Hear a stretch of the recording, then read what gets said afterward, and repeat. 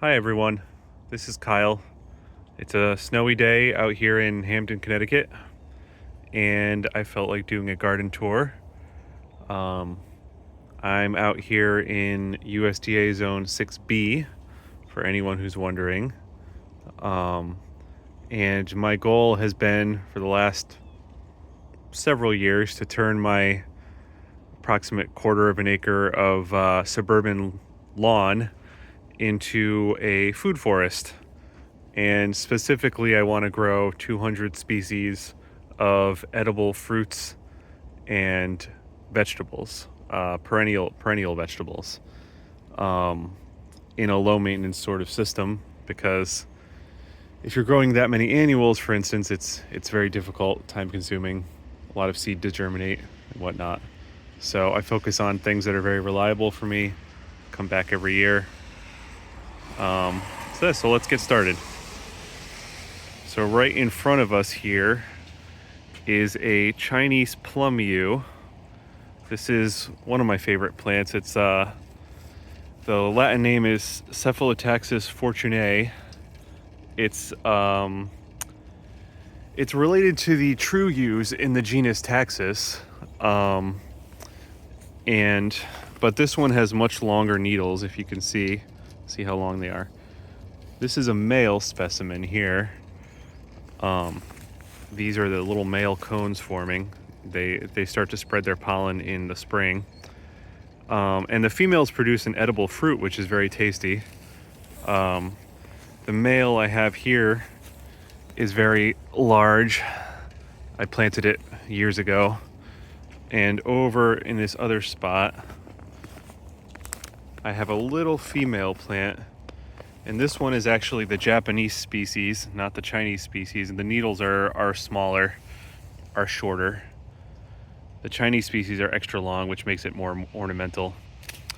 This one, I had bought it as a mature plant. That's how I know it's female. And it suffered a lot of stress from transplanting. And so now it's finally actually looking pretty good. It should start really growing. Yeah, the fruits are fairly small with a big pit, but they have a really unique tropical pine, lychee sort of flavor. This over here is a coppiced castor Aurelia tree. This is a tree from Korea, China, Japan, which has edible leaves. If we get in real close, you'll see how ridiculously thorny this thing is. I think it's actually quite interesting from a winter interest perspective, but the main edible part is the shoot, which comes out of the tip of each branch. So what I've done here is I've chopped it at 1 foot tall, and it created all these side lateral branches, and each one of these will produce like a very nice edible shoot. The idea is to keep chopping it repeatedly to get more and more of these side branches, and thus more of the best edible part. So it looks a little awkward now. Actually, I'm going to prune it down a little further to get even more branching. But it's coming along nicely, and it does really well in the shade of this mature red maple tree where not much else survives.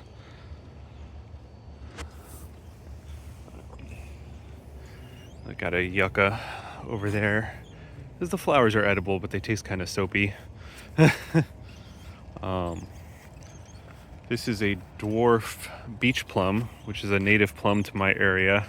This one only tops out like 3 or 4 feet tall, which is nice, so it can survive in this little strip. There's another one further down there. Over here, you can't really see much, but I have a row of giant edible daylilies. You could still, there's a little bit of green still under there if you dig, but not doing much good for us now. But the flowers are the best edible part, and I dry them, and you can add them to soups and stir fries. I actually I like to just eat them just like this. They're almost like a flour potato chip. So I harvest a ton of these and dry them. And over here, we got another beach plum. These are full-size ones. This one actually has orange fruit, which will be interesting. It hasn't fruited just yet. And another one here. This is a normal purple fruited one. In the back, we have cornelian cherries. One here and one there. That's Cornus moss. And what's really nice about these, they bloom in February, early March. And so all the flower buds, you can see they're so swollen already. And it's always a sign that spring is here when they first start peeking open. Beautiful yellow flowers. And they make red or yellow fruit, which is tart but really tasty, I think, when fully ripe. I really enjoy them. This one's a yellow fruited one, which is nice because the birds don't really eat them. The other one is red fruited and the birds generally get all of them.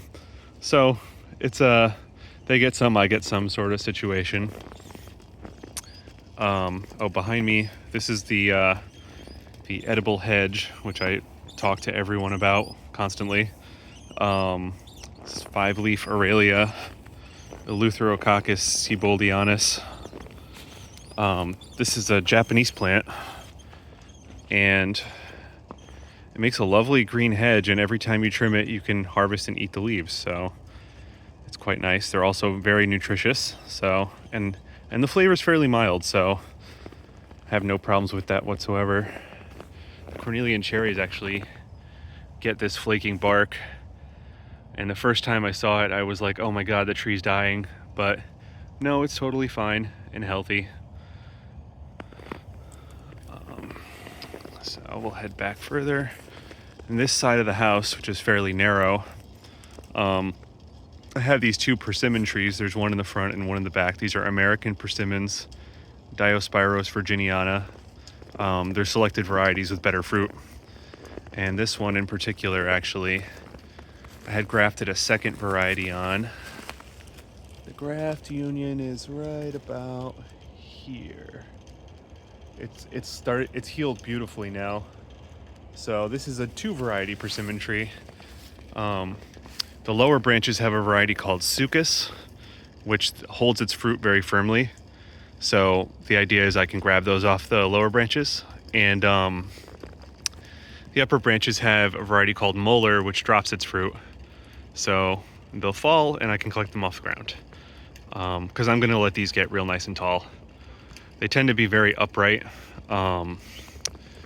so they won't get so wide that they spread too close to the house, really. Let's see. Over here, I actually just chopped back the Chinese yam vine. That's what all this is. And that is a very interesting vine, which forms these little potatoes, those little yams on the vine itself. And then underground, there's an even bigger giant yam that you can harvest. I'm going to be harvesting that soon. I really like preparing this Japanese street food with it, where you fry it with a little oil and soy sauce. It's delicious. And it climbs up this trellis. It's a little too vigorous. It actually tries to climb up the roof, but I chop it back. In this little area over here, I have a bunch of cut leaf coneflower and cow parsnip. These are 2 native plants that are perennial vegetables. And you can see there's still a lot of greenery actually on the cut leaf coneflower. I could actually harvest this and cook it up, but it's not too inspiring, really. It has an interesting herbal flavor, like a lot of members of the aster family do. I like it, and it makes these 8-foot tall flower stalks with beautiful little yellow aster flowers on top. I brought a couple potted plants out of the garage to show off. This little green one in the front, Distania takasimana, which is I think they call it Korean celery. It's really interesting celery relative, perennial celery relative from Jeju Island off between Korea and Japan, which has a lot of botanical oddities to it. And it makes a lot of greens early in the season. You can see when there's not much else to harvest. So it's a nice plant to have. This is probably the rarest plant I currently own. This is a plant called hawk's claw, which is so named by the shape of the bud, winter bud. I don't necessarily see it. I guess it sort of looks like a hawk's claw. This is Gamblia innovans. It's a Japanese endemic tree in the Aurelia family, which has edible leaves that I'm going to be trialing here. I got this in a rare plant auction at the J.C. Ralston Arboretum, which is a lovely place if you ever get the chance to visit. So I'm excited to see. Hopefully it'll survive our winters when I finally plant it out. Next to it is another woody Aurelia. This is Aurelia elata, and this is a thornless selection from Japan. And you can see it's decidedly not very thorny. There's a few little hair-like thorns, but they're so small you can just break them off with your finger. If you ever see the straight species, oh my god, it's horrifying. The common name is devil's walking stick, so that should give you an idea. I don't know, I don't really think I'm gonna plant this one out because it's a listed invasive in my area, but it's a really interesting novelty. The shoots are delicious. They're one of the most prized vegetables in Japan and Korea, and harvesting them without the thorns is a really nice idea. Normally I harvest them from my local patch in the woods, which is very thorny. And this is a Panseris trifoliata. It's a flying dragon hardy orange. I'm gonna be planting this out in the spring. Just crazy contorted green branching with incredible thorns. And it makes little orange citrus fruits, which you can make marmalade out of and whatnot. All right. This tree in the foreground here is a medlar tree. Kind of an interesting little habit on this one. You could see some of the fruit up there still. Here, I have a couple fruit here I can show. These are medlar fruits. This is Breda Giant, which is a larger fruiting cultivar. And they're very tasty, like applesauce with a little bit of a spice flavor. There's not a ton of flesh in there because there's 5 big seeds, but it's nice because you can I generally harvest them right around Christmas or New Year's. So there's not really much else to harvest unless you're growing things in a greenhouse setting. The problem with these is they're related to apples and pears. They're in the rose family. They get cedar apple rust. So this is what the fruit looks like when affected by cedar apple rust. It's hard, it's inedible. I mean, there's always some subset of the fruit that is fine, so that's why I continue to grow it, but the problem is getting worse, I think. They also get codling moth, which burrows into the fruit, and you don't really want to bite into the fruit and then find a little grub with a bunch of frass around it. So I was hoping it would be a little bit more immune to some of the diseases of apples and pears and whatnot, but it's a lovely small tree at least, so I'm going to be keeping it around. Moving back here, this orange tree is a special cultivar of little leaf linden, Tilia cordata. This is the cultivar winter orange. And I love the linden because it has these really mild edible leaves in the spring. And so what you want to do really is chop it back to get more edible leaves. And when you chop this one back, the branches turn even more brighter orange, which is just a lovely ornamental edible combination. Here, let me go around this way. These are some more Chinese plum-yews. These ones I grew from seed 4 or 5 years ago. And only one of them so far has produced the flowers. quote unquote flowers. So this one is a male, and hopefully I'll get some females that will fruit for me alongside that one. Actually, over here, these are all the cut leaf coneflower stalks in my compost pile. You could see they're like 8 feet, probably 8 or 9 feet long. And next to them in this little area is another interesting plant. This is the Caucasian mountain spinach, Hablitzia tamnoides. There's a little stalk here, a stalk here. This thing really grows in the cold, very cold weather. You could actually harvest these little stalks and cook them. They go down a little deeper than that, but I'm gonna just let it do its thing. But another really early vegetable you could harvest outdoors, no greenhouse needed.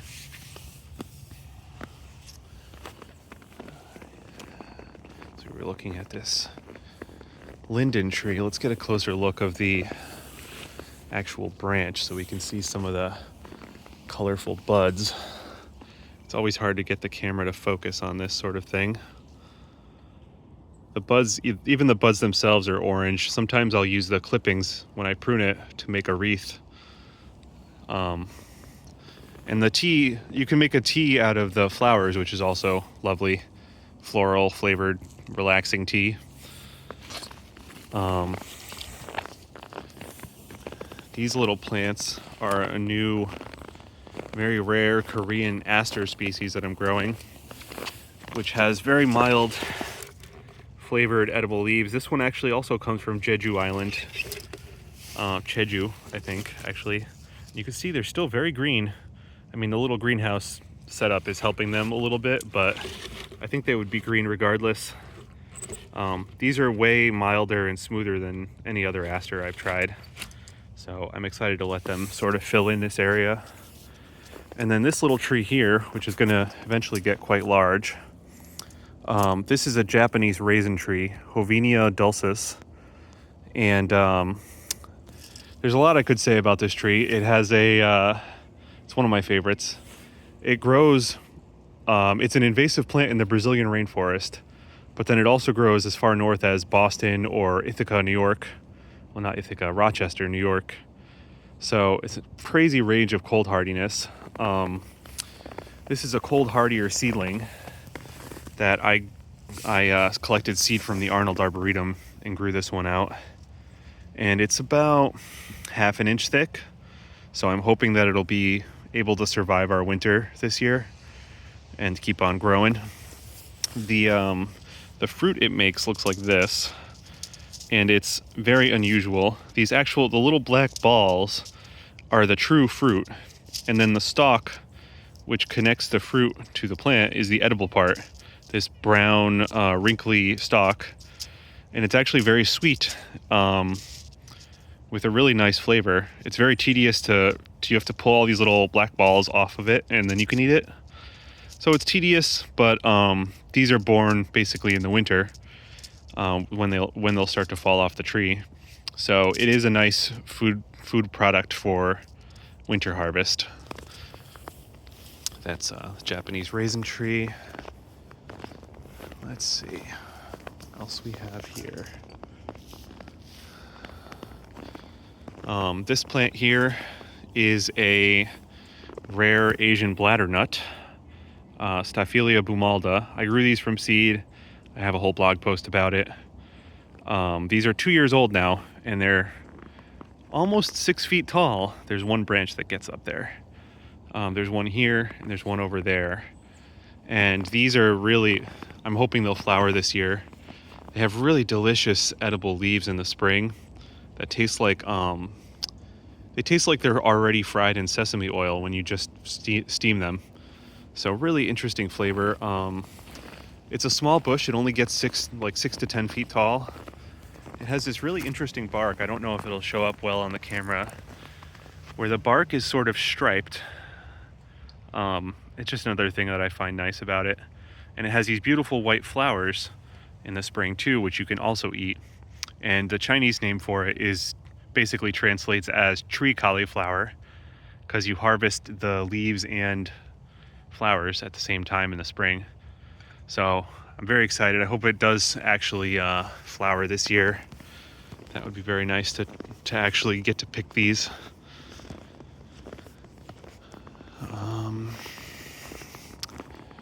In the middle of that area over there, this is an Illinois everbearing mulberry tree I planted last year.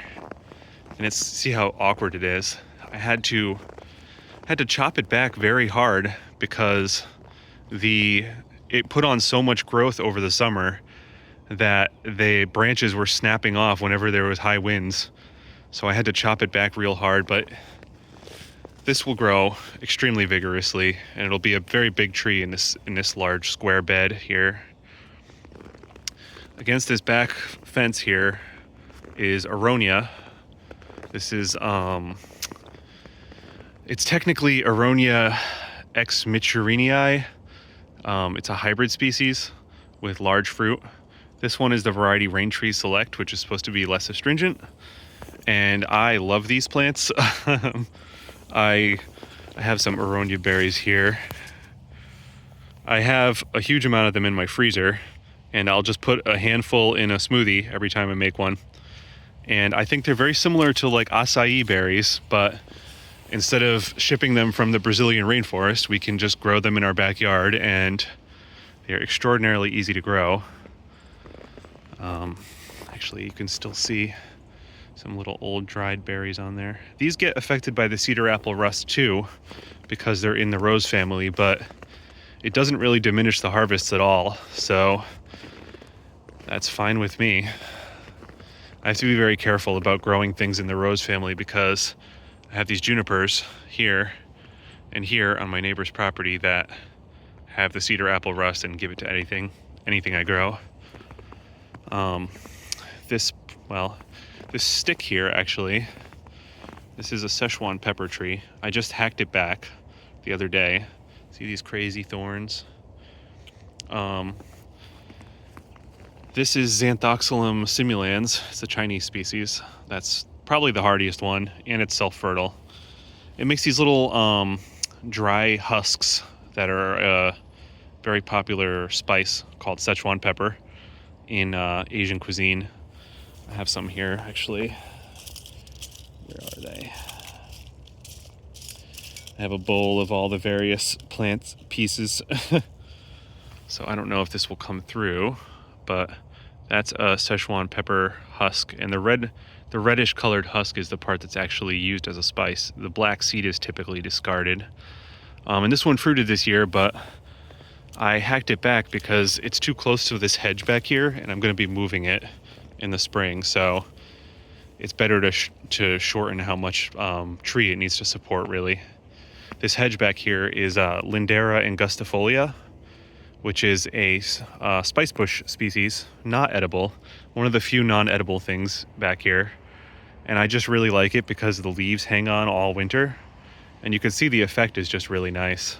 Eventually it'll get 10, 12, 16 feet tall, and will form a nice wall to block my neighbor's houses back there. This plant over here is an edible leafed goji berry, Lycium chinense. And for some reason, I don't know if it's the rabbits or if it's the groundhog, they eat it back to this height every single year, and really sets the bush back. I should probably cage it this next year, but yeah, it just hasn't performed that well for me. They have edible leaves and the edible fruit. Really an ideal plant if it does well for you, but so far hasn't been a great performer for me. This area here, I used to have a Japanese angelica tree, which I am desperately trying to remove, hence this giant tarp. It seems to be working so far. So it had been sold to me as the native species Aurelia spinosa, but it turned out it was actually the Japanese species, and I didn't know until it was too late. And so then I had to spend days trying to dig out every piece of root. This is a pawpaw tree, Asimina triloba. Makes very large mango-sized fruits. They have these really fuzzy little flower buds. It's gonna be hard to get it to zoom in okay. And the flowers are maroon and they bloom in the spring. Really interesting plant in general. I keep mine pruned to this wide spreading shape. It's only 8 to 10 feet tall so that I can reach all the fruit and so that they don't fall so far and splat on the ground, basically. And then this is another one here which had died back to the roots and then suckered. So I'm gonna graft that to an improved variety this spring. You can see actually all these tiny little sticks sticking out of the ground are all suckers from these pawpaw trees. They sucker very, very profusely. And I didn't even get in at the end of the fall to cut them all down. So that's something to keep in mind if you're ever growing one of these. Got a patch of ostrich ferns against the house here. This tree here is the Chinese tune, which I pollard at 4 feet tall. And it produces really delicious, edible, nutritious leaves that taste sort of like chicken soup or onion or vegetable stock. And this one normally is pretty bulletproof for me, but this year we actually have spotted lanternfly. See these egg masses? 1, 2, 3, 4, 5. So these egg masses here, I'm gonna have to go through and scrape them all off, or else this tree is gonna get killed by spotted lanternfly, which it turns out really enjoys this tree, which superficially resembles Tree of Heaven, which is the spotted lanternfly's host plant. So, and they do both come from China, so there's a story there for sure. We'll see if the spotted lanternflies actually do any real damage to this plant or not. Hopefully not, because it's a delicious vegetable and I harvest a huge amount every spring and store it in the freezer. All right, going back around this side of the house. And then we're back out front. I think that might be about it. We're coming up on 30 minutes. I have another rare bladdernut tree here. This is Staphylia holocarpa rosea, which is a pink flowered one. This will just be nice because it has all the same edible uses as the other ones I was talking about, but the flowers are pink and it's a taller tree. So hopefully this is finally established. So hopefully it grows nice and quickly here. Yeah, so that's about it. I think that's going to be our winter garden tour. We're back here at the Chinese Plum-U. It is nice to have a few winter interest plants in the edible garden so that you have something to look at in the winter. There's another little plant right here actually. This is a Korean bellflower, Campanula takasimana, another plant from Jeju Island. Really nice, smooth, mild flavored green leaves and beautiful bell-shaped flowers, but it suckers a lot, so it's gonna have this whole area to itself. All right, I'm gonna end the tour there. Thank you for watching. Bye.